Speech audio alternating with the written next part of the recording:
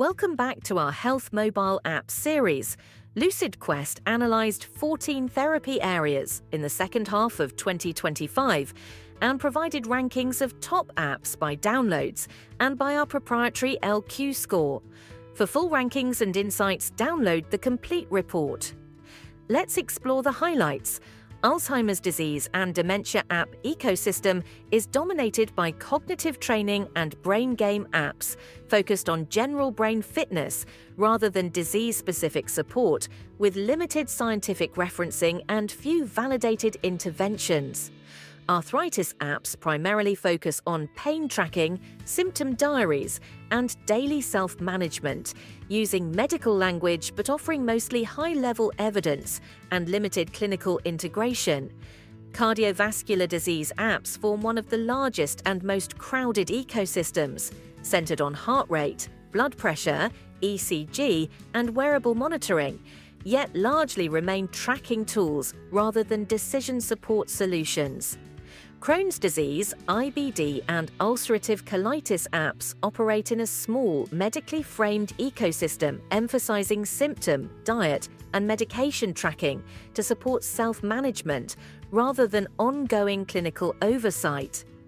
Diabetes apps reflect a relatively mature therapy area built around glucose monitoring, insulin tracking, and lifestyle management, with strong daily integration but limited automated treatment adjustment. Hemophilia apps exist in a highly specialized ecosystem focused on infusion and bleed tracking, with strong credibility but minimal innovation beyond logging. Kidney health and nephrology apps focus on lab values, dialysis scheduling, diet and medication tracking, yet offer limited disease stage personalization and clinical workflow integration. Major depressive disorder apps occupy a broad, consumer-oriented landscape centered on mood tracking, CBT-informed exercises, and self-help content, with limited formal validation or mental health care integration.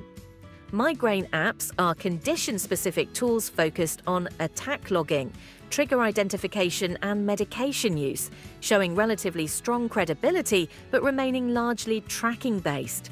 Multiple sclerosis apps form a small, specialized ecosystem addressing symptom, fatigue, and relapse tracking, though most remain patient-led with limited clinician-facing functionality. Oncology apps across multiple indications span education, symptom support, treatment organization, and survivorship, but largely function as supportive tools rather than integrated care components.